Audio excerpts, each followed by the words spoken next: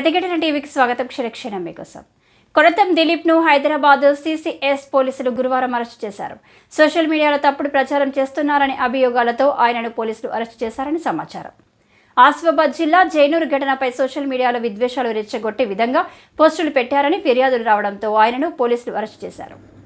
2014 నుంచి 2023 వరకు తెలంగాణ ప్రభుత్వ డిజిటల్ మీడియా డైరెక్టర్గా ఆయన పనిచేశారు.